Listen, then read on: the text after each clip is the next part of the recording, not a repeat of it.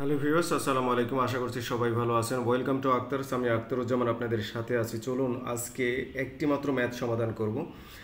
সেটি খুবই standard math, যদিও দেখুন এখানে ভাষা বেশি দেখা যাচ্ছে, কিন্তু ম্যাথটি একদম সহজ নিয়মে আমরা সমাধান করব। লক্ষ্য করুন, এখানে বলা হচ্ছে এক ব্যক্তি ভোরে 60 কিলোমিটার, এই যে 60 কিলোমিটার বেগে, মানে কিলোমিটার পার ঘন্টা বেগে, এটা কিন্তু বেগ, গাড়ি চালিয়ে বগুড়া থেকে রংপুরে গেলেন এবং সন্ধ্যায় 40 কিলোমিটার, এখানে 40 কিলোমিটার বেগে গাড়ি চালিয়ে রংপুর থেকে যে বগুড়া ফিরলেন। ফেরত যাত্রায় তার 1 ঘন্টা সময়, এই যাওয়া আসার সময়ের পার্থক্য হচ্ছে 1 ঘন্টা সময় বেশি লাগলো, কারণ এই যে গতি কমিয়ে দিলে সময় তো বেশি লাগবে। সেটাই ঘটেছে। বগুড়া থেকে রংপুরের দূরত্ব কত আমাদের চাওয়া হচ্ছে। এই যে দূরত্ব এখানে প্রশ্ন করা হয়েছে যে এই দূরত্ব কত হবে, সেটি আমাদেরকে বের করতে হবে। চলুন একদম সহজ নিয়মে সমাধান করব। যে নিয়মটায় সমাধান করব সেটি আমরা আগে জেনে নিই। এখানে দূরত্ব কিন্তু চাওয়া হয়েছে। আমরা এখানে সময় দিয়ে ম্যাথটি সমাধান করব, কারণ এই যে যাওয়া আসার সময়ের পার্থক্য এক ঘন্টা। তাহলে আমরা এখানে একটু খেয়াল করুন, সময় ইকুয়ালস টু কি জানি, আমরা জানি। তাহলে সময়, এখানে দেখুন সময় ইকুয়ালস টু আমরা জানি দূরত্ব, এই যে দূরত্ব ভাগ, এই দূরত্বকে কি দিয়ে ভাগ করলে, বেগ দিয়ে যদি আমরা ভাগ করি তাহলে সময় পাই। আর দুইটা সময়ের পার্থক্য দিয়ে আমরা সমাধান করি, দুইটা সময়ের পার্থক্য কিন্তু 1 ঘন্টা। তাহলে আমরা এখানে ধরে নিব, ধরি দূরত্ব মানে এই যে বগুড়া থেকে রংপুরের দূরত্ব আর কি। আমরা কিন্তু এমসিকিউ প্যাটার্ন করছি, এই জন্য একদম বিস্তারিত লিখছি না। এই দূরত্ব equals to x kilometre, x কিমি, এটা আমরা ধরে নিলাম এক্স কিলোমিটার। এখন প্রশ্ন মতে দেখুন, এই যে প্রশ্ন সাপেক্ষে এখন আমরা ইকুয়েশনে যাব। ইকুয়েশনটাকে কি যাব দেখুন, এই যে দূরত্বকে যদি আমি, সময় বেশি লাগছে কোনটাতে, এই যে আসার সময় বেশি লাগছে 40, যখন বেগ দিছে 40 তখন সময় বেশি লেগে গেছে। এই যে দূরত্বকে যদি আমি বেগ দিয়ে ভাগ করি তাহলে সময় হবে।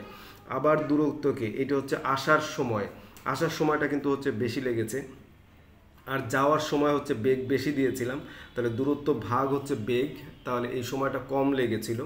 এই দুইটা সময়ের পার্থক্য হচ্ছে 1 ঘন্টা। এই দুইটা সময়ের পার্থক্য কত? 1 ঘন্টা। আমরা এখন ক্যালকুলেশন করলেই ম্যাথটি হয়ে যাবে। চলুন তাহলে ক্যালকুলেশন করা যাক। এই 40 আর 60-এর লসাগু হচ্ছে 120, কারণ হচ্ছে এই যে 60ই লসাগু হতে পারতো যদি 40 দ্বারা 60কে ভাগ করা যেত। 40 এখন 60-এর দ্বিগুণ করলে 120 হয়, 120-এর মধ্যে 40 ভাগ যায়, 60ও ভাগ যায়, এই জন্য 120ই লসাগু। তাহলে 40 দিয়ে ভাগ দিলে এখানে 3 হবে, 3 দিয়ে এক্সকে গুণন করলে 3x হবে, 60 দিয়ে 120কে ভাগ করলে 2 হবে, 2 দিয়ে এক্সকে গুণন করলে 2x হবে, ইকুয়ালস টু 1 হবে। এবার একটু ক্রস গুণন দেবো, এদিকে 3x থেকে 2x বিয়োগ দিলে তাহলে x হবে, শুধুমাত্র x হবে, আর এইদিকে ক্রস গুণন করে দিলে কত হবে? 120 হবে। তাহলে 120 কিলোমিটার, এটি কিন্তু আমাদের উত্তর। ওই যে x আমরা ধরে নিয়েছিলাম দূরত্ব, সেটি মূলত হচ্ছে আমাদের, এই দেখুন ঘ হচ্ছে উত্তর, এখানে 120 উইল বি দ্য আনসার। তাহলে এই যে একদম সহজ নিয়ম। আমরা যদি আরেকটু চেক করি, এই ম্যাথটাই যদি একটু চেক করি যে আসলে কিভাবে হচ্ছে, এই চেকটা যদি আমরা মুখেও করতে পারি। দেখুন, এই যে 60 কিলোমিটার যাচ্ছেন, আমি 120 দিয়ে 120 কিলোমিটার উত্তর ধরে চেকে যাব। তাহলে 120, একটু খেয়াল করুন, 120 দূরত্বকে যদি আমি বেগ দিয়ে ভাগ দেই তাহলে হবে এই যে 2 হবে। তাহলে কি করলাম, দূরত্বকে বেগ দিয়ে ভাগ দিলে সময় বের হলো এত ঘন্টা।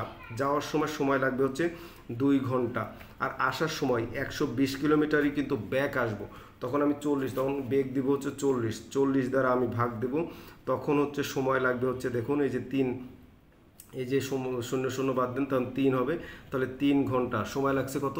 3 ঘন্টা সময় লাগছে। একটু লক্ষ্য করুন, 3 ঘন্টা কিন্তু আমার সময় লাগছে।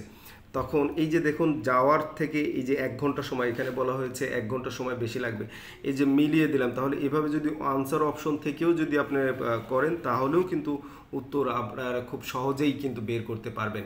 আজকে এই পর্যন্তই রাখার আগে রিকোয়েস্ট করবো, যারা চ্যানেলটি এই পেজটি এখনও ফলো করেননি, ফলো দিবেন প্লিজ। আর এটি আপনাদের মতামত জানিয়ে আমাদেরকে উপকৃত করবেন। আল্লাহ হাফেজ ফর টুডে। আসসালামু আলাইকুম।